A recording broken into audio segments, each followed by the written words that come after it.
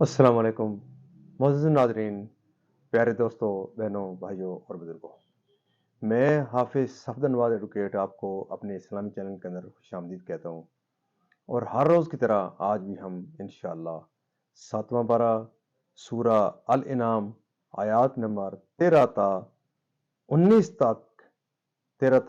تک کی تلاوت، ترجمہ اور تفسیر پڑھنے کا شرف حاصل کریں گے۔ تلاوت شروع کرنے سے پہلے ہم درود شریف پڑھتے ہیں، آپ بھی میرے ساتھ پڑھیں۔ اللهم صل على محمد وعلى آل محمد كما صليت على إبراهيم وعلى آل إبراهيم إنك حميد مجيد. اللهم بارك على محمد وعلى آل محمد كما باركت على إبراهيم وعلى آل إبراهيم إنك حميد مجيد. أما بعد فأعوذ بالله من الشيطان الرجيم. بسم الله الرحمن الرحيم. وله ما سكن في الليل والنهار وهو السميع العليم. قل أغير الله أتخذ وليا فاطر السماوات والأرض وهو يطعم ولا يطعم. قل إني أمرت أن أكون أول من أسلم ولا تكونن من المشركين. قل إني أخاف إن عصيت ربي عذاب يوم عظيم. من يصرف عنه يومئذ فقد رحمه وذلك الفوز المبين. وإن يمسسك الله بضر فلا كاشف له إلا هو وإن يمسسك بخير فهو على كل شيء قدير وهو القاهر فوق عباده وهو الحكيم الخبير. قل أي شيء أكبر شهادة قل الله شهيد بيني وبينكم وأوحي إلي هذا القرآن لأنذركم به ومن بلغ أئنكم لتشهدون أن مع الله آلهة أخرى قل لا أشهد قل إنما هو إله واحد وإنني بريء مما تشركون. والذين آتيناهم الكتاب يعرفونه كما يعرفون أبناءهم والذين خسروا أنفسهم فهم لا يؤمنون. صدق اللہ العظیم. ترجمہ.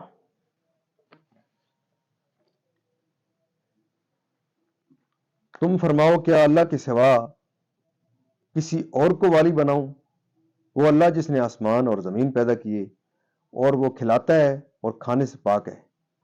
تم فرماؤ مجھے حکم ہوا ہے کہ سب سے پہلے گردن رکھوں اور ہرگز شرک والوں میں سے نہ ہونا. تم فرماؤ اگر میں اپنے رب کی نافرمانی کروں تو مجھے بڑے دن کے عذاب کا ڈر ہے. اس دن جس سے عذاب پھیر دیا جائے، ضرور اس پر اللہ کی مہربانی، اللہ کی مہر ہوئی اور یہی کھلی کامیابی ہے.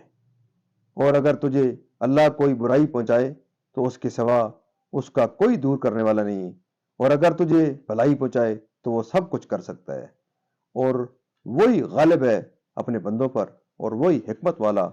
خبردار تم فرماؤ سب سے بڑی گواہی کس کی؟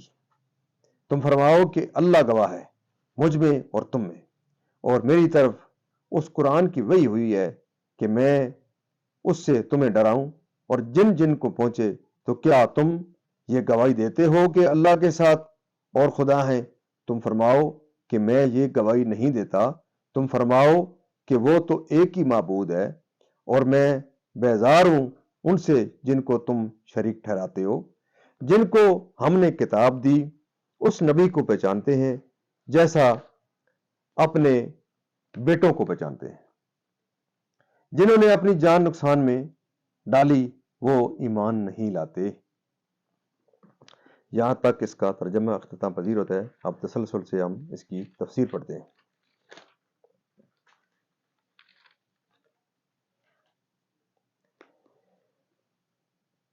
یعنی اس نے رحمت کا وعدہ کیا اور اس کا وعدہ خلافی و کذب اس کے لیے محال ہے، اور رحمت عام ہے، دینی ہو یا دنیاوی۔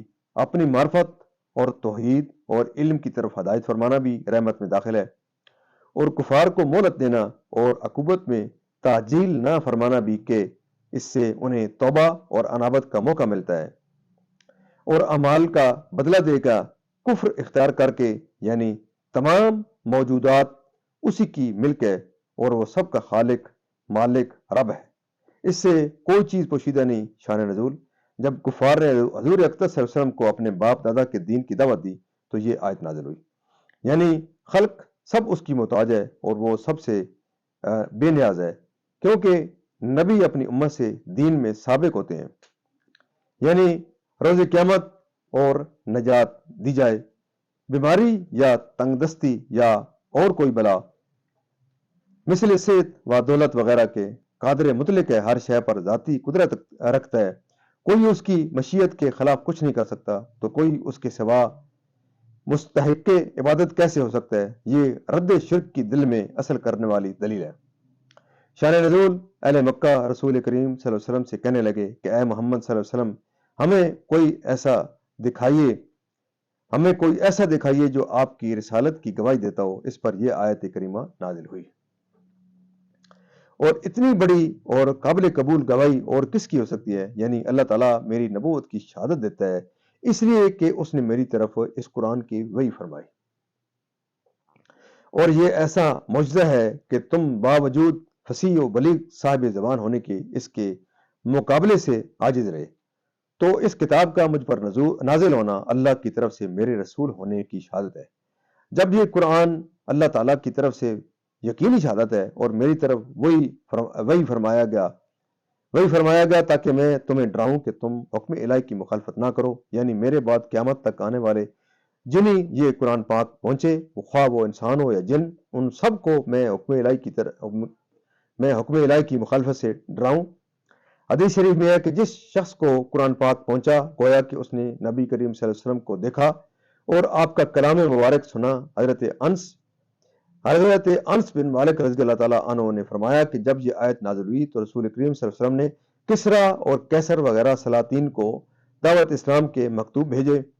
اس کی تفسیر میں ایک قول یہ بھی ہے کہ من بلغ میں من مرفوع المحل ہے، اور معنی یہ ہے کہ اس قرآن سے میں تم کو ڈراؤں اور وہ ڈرائیں جنہیں یہ قرآن پاک پہنچے۔ ترمذی کی حدیث میں ہے کہ اللہ تر و تازہ کرے اس کو جس نے ہمارا کلام سنا اور جیسا سنا ویسا پہنچایا۔ بہت سے پہنچائے ہوئے سننے والے سے زیادہ اہل ہوتے ہیں، اور ایک روایت میں ہے سننے والے سے زیادہ افقہ ہوتے ہیں۔ اس سے فقہا کی منزلت معلوم ہوتی ہے۔ اے مشرکین، اے حبیب اکرم صلی اللہ علیہ وسلم، جو گواہی تم دیتے ہو اور اللہ کے ساتھ دوسرے معبود ٹھہراتے ہو، اس کا کوئی شریک نہیں۔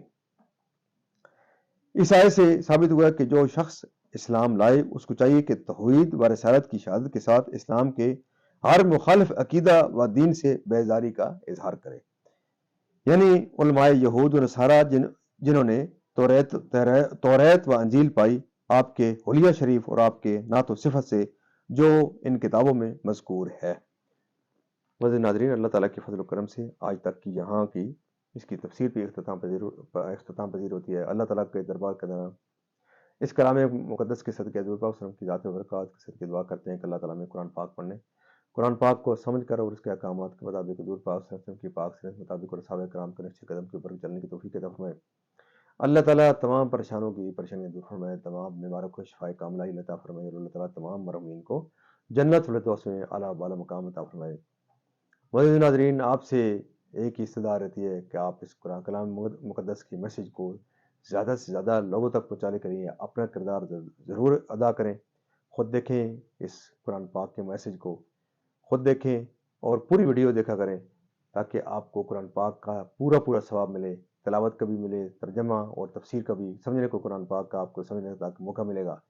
خود دیکھیں، باقاعدگی سے ریگولر طریقے سے دیکھا کریں، اور اس کو اور بھی لوگوں کو تلقین اور ترغیب دیں تاکہ زیادہ سے زیادہ لوگوں تک یہ ہدایت انشاءاللہ پہنچے۔ تو انشاءاللہ ہمارا، میرا اور آپ کا اور سب لوگوں کا جو دیکھیں گے اس کو، اللہ تعالیٰ ان کی زندگیوں میں خیر و برکت عطا فرمائے، اور اللہ تعالیٰ ان کی پریشانیاں دور فرمائے، اور اللہ تعالیٰ دن قیامت ان کو اس کے کلام مقدس کے صدقے ان کا نجات کا باعث بنے۔ آمین ثم آمین۔